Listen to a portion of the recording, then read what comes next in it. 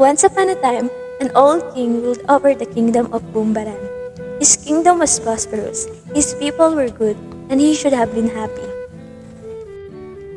But the king was not contented. He was envious of his young brother, Prince Bantugan. Every time anyone praised Prince Bantugan, the king looked round and angry. Everyone said Prince Bantugan is so handsome. He is so good and so brave. But the king disagreed as no one praised him and because of his jealousy.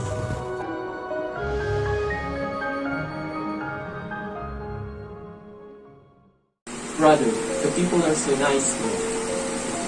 Why? Because they just want your attention. No, they're not. That's what you think. No, you're just jealous of me. You think you're better than me? No. Then shut up. One day, enemies attacked the kingdom, and Prince Bantugan led his men to defend the country. While he was gone, the evil king plotted against the good prince.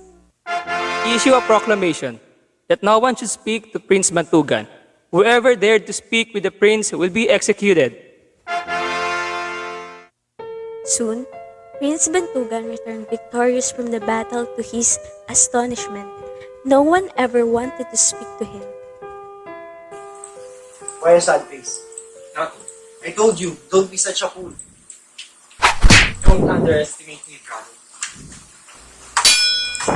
Fine, I'm leaving this stupid country of yours. Fine, I don't care. The prince left the kingdom and preferred to live in other countries and to travel to far lands and forget about his unkind brother. In his travels, he heard about the beautiful land of the kingdom between two seas. It was ruled by the good king and his sister, the beautiful princess the Timbang.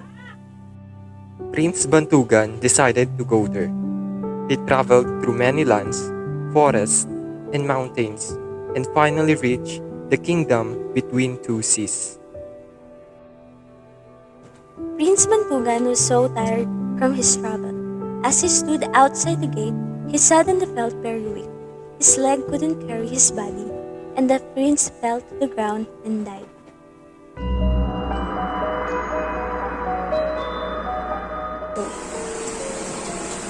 Your Majesty, we found a dead body in front of the gates. Where's the body? I need to see. Come with me, Your Majesty.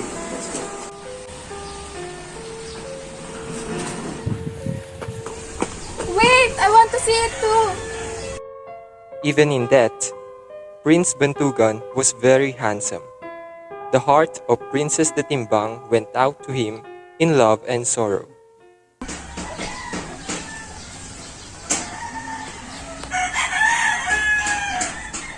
What a handsome young man! I wish I could have spoken to him before he died.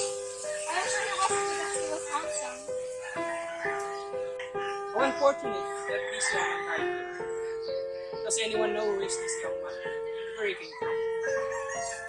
By his looks and appearance, he must be a king or prince.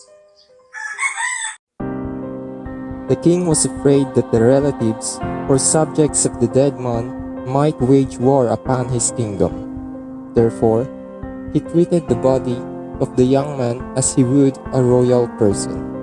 He had it dressed in magnificent clothes and placed it in the large hall in the palace. The king declared a proclamation. I proclaim that all my people and the people of the neighboring kingdoms must come to look at the prince or the king, so that I would know who he was and where he came from. People from afar and near came to see the battle, but no one knew who the man was. The beautiful princess Timbang watched nearby. Princess the Timbang had fallen deeply in love with the handsome stranger. What a handsome looking guy. I wish he was still alive so that I could marry him.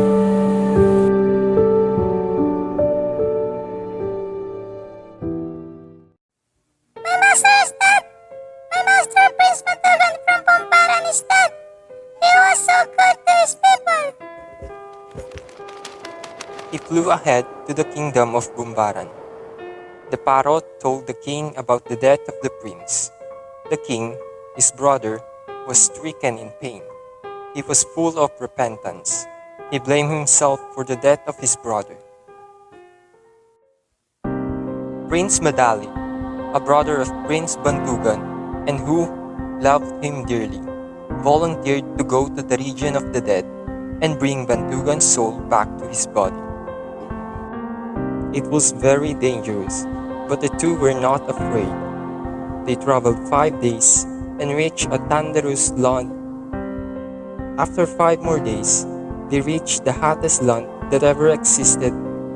Their feet were burning, but they never gave up. 5 more days, and they finally reached the region of the dead. Why are you here? What do you want? You are here to us, angel of death, when we shall die. Go to the next door and you will find the angel who guards the souls. So the two went for the second gate and were stopped by the guard there. Why are you here? You have no business here. You are not dead. You are here to us, angel of death, when we shall die. Come in for a minute and go back to earth right away.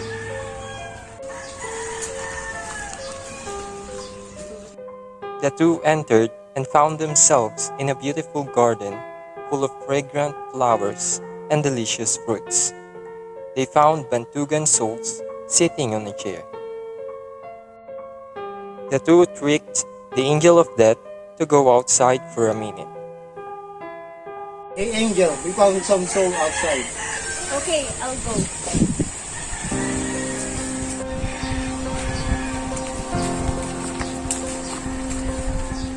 Hey Bantugan, come with us and we will turn your soul to your body.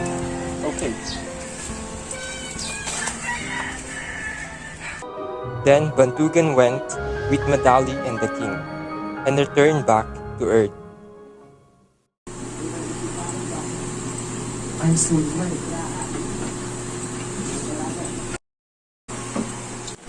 Just rest, brother. The people were very happy. And for so many days celebrated the return of the prince. Prince Bantugan forgives his brother and marries the timbang.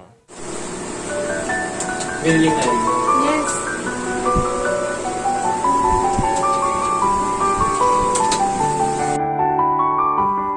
And they live happily ever after.